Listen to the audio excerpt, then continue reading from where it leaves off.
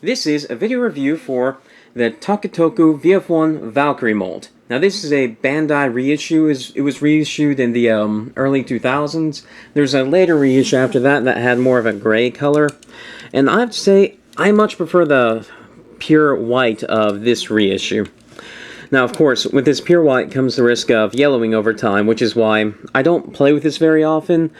And when I have it in storage, I have it in the box with the clear shell on the outside facing away so that there won't ever be any sun damage on this figure, or at least not for a very long time. Because when the figure is this beautiful, you don't mess around. This thing is a beauty. It's a work of art. And this thing was originally designed in like the late 70s, like 1997, or not, 1979. Sorry, I'm a little bit dyslexic. And early 80s. So this is a very old design, and as you will see when we get to the later modes, it's actually also quite a modern design too. It's not perfect, but it has a lot of modern engineering that we wouldn't really see again until mid to late G1 and then Beast Wars. Anyway, this is the jet mode. It looks beautiful, but it does have a couple flaws, like, as you can see how this pops up here a little bit if you grab it wrong. It's easy enough to avoid if you grab the legs on the side, but it is extremely annoying. And as you can see, this is a new figure. Well, not so much new. It was made about 10 years ago, and it's been out of the package, well, mint in box, not mint in sealed box, for about, since 2008 or so, but this is very solid, and looking at how the mechanism works, how it's a little spring-loaded tab that presses against these here, I really don't see how this mechanism would ever break, because I know that this was notorious for breaking in on the old toys, but I just don't ever see it taking enough wear. I mean, maybe if a kid plays with it, but as a collector's item, that's not going to break. And let's see, that's about it for jet mode. It looks really nice. I like it. You do have landing gear, and it works really well. You have these little tabs that come up. You push the landing gear in, clips into place, and push the tab down. And that makes a very, very neat landing gear door, especially because these turn into the legs. It makes it so that the legs just look really nice. There aren't any conspicuous holes. Then on the front, it's not nearly as nice, but it works pretty well. And then what's really nice is you have these little tabs here. They're spring-loaded, and they're really powerful. I really like this. It's not required that they be spring-loaded, but it's a nice touch, and I do like this part of them. Although I do get kind of concerned when these are in the flight position, because as you can see, when you do that, it stretches the spring. And I'm concerned that eventually, the figure being in this configuration with the landing gear might wear down the spring, so that is one reason why in the packaging I believe that the landing gear is deployed. So at least the guy who designed the packaging was very aware of a potential problem with the figure. So maybe if you buy this figure, if you really want to keep the landing gear in good condition, you'll, when you go to storage or put it on your shelf or something, you'll put it into fighter mode. Now anyway, to continue on to the Gearwalk mode, we'll fold up the tails, fold these up, fold these down. We'll fold them out later, but for now, to keep them out of the way. Then we will pull the legs down, which will allow us to get to the arms. We'll pull the arms out. And then we want them laid out to the side like this. You can put them straight, but that causes some stress on the plastic. And I'm not worried about the toy breaking, but better safe than sorry. I'd rather have this toy for the next 10 years rather than the next 9 years. Then you'll bring these back, and then fold the legs forward. And the clip right here where this die-cast swing bar goes in is really nice and solid, and the ratchets on the legs are really nice and solid. And then we'll come around, bring the arms to the front, deploy the hands,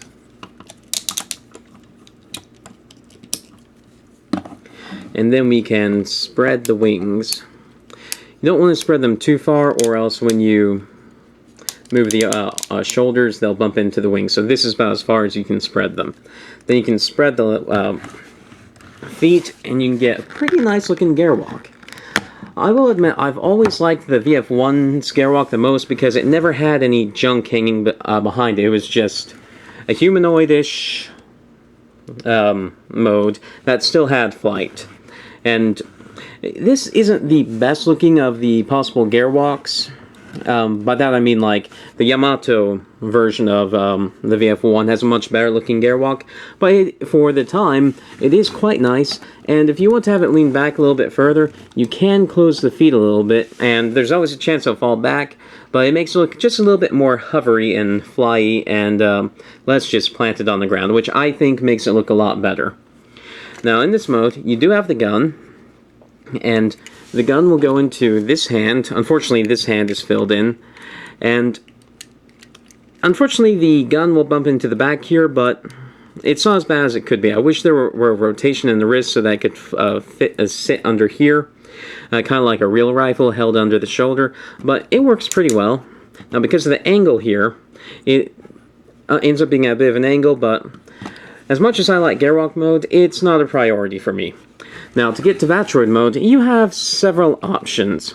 One thing you can do is you can just use this as the chest, or you can use the blast shield. Now, honestly, I don't like how the blast shield looks when you have it in the Vatroid mode, and I think it may just be the red color of this blast shield. I wouldn't mind a black blast shield, but just the red here, it just looks too red and kind of garish. So a Roy Fokker version of this might have a better looking blast shield, so for the transformation I'll use this just because I think it looks a little bit nicer. Now to transform this, we'll pull the wings back, we'll take the legs, flip them all the way down, and you can see the little clip bit right there. It'll clip into the side, and we can come around to up here. Well, actually, we'll come down here, and we'll push down this slider joint. Now, a lot of people complain about this slider joint being fragile. I will admit some of the plastic on the inside is very thin, and this plate itself is kind of thin, but the real genius of this design is that, well, let me get this stuff sorted away first, so I don't have to just keep parts flopping around, but push the head up, wrap this around, and then it'll clip into place. The real genius of this design is that this chest panel that slides down, a lot of people say it's fragile, but it's really not. The plastic is thin, but unless you're just ripping at this figure, there's no way that this plastic part right here is going to break. You just cannot get the leverage without, you know, applying a super amount of force. That is what was great about this design, and that is why there are so many of these old VF-1s that have survived over the years. Now, it's not to say that most of them have survived. I'm sure most of them haven't, but a surprising number of them have. This is a durable toy, and I really do mean toy. I wouldn't give it to my niece, but if I had to give it to my niece, I'm pretty sure I would get it back in decent condition, even if she banged it around. The plastic might get some nicks on it, but this is a nice and sturdy toy. Now, for articulation in this mode, we're going to see how this figure really was a modern figure in a really backwards time. I don't quite mean backwards, but you know what I mean. You already saw the fantastic transformation. Almost nothing back then was like that. But here, you've got head articulation. Sorry it's at an angle, the legs are so long. But you've got head articulation that can go around 360. It can look up and down a little bit, although that's more because this hinge here is just a little bit too loose. Shoulders can go around 360. Then go in and out.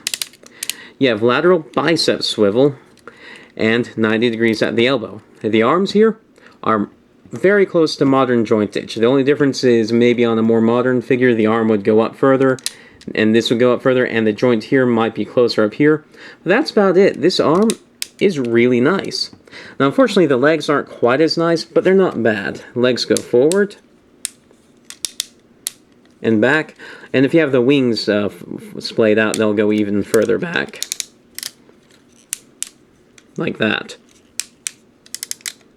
And then the knees, well, you have the gearwalk joint that allows them to go forward like this, but then they go about 90 like this. So even though the legs aren't that great, you can get some poses out of them. Let's see, like this right here. So I mean, this figure, it's big, it's imposing, it looks really nice, especially with the vibrant white color on it, and this is one of my favorite figures in all of my collection. It's just a really nice piece, and I think everyone should own one of these. I wouldn't go for some of the early 1990s reissues because they have some weird engineering on the blast shield where they hook onto this a little bit, and I think some of them don't have this. At least that's what I've heard about them. So maybe you'll go for the early 2000 re-release, or maybe the it was like a 2009 re-release of this mold, but it had a more grayish color to it. I think that was to prevent the yellowing problem of that this figure will probably eventually become subject to. But no matter how you get this figure, I think everyone should have this figure.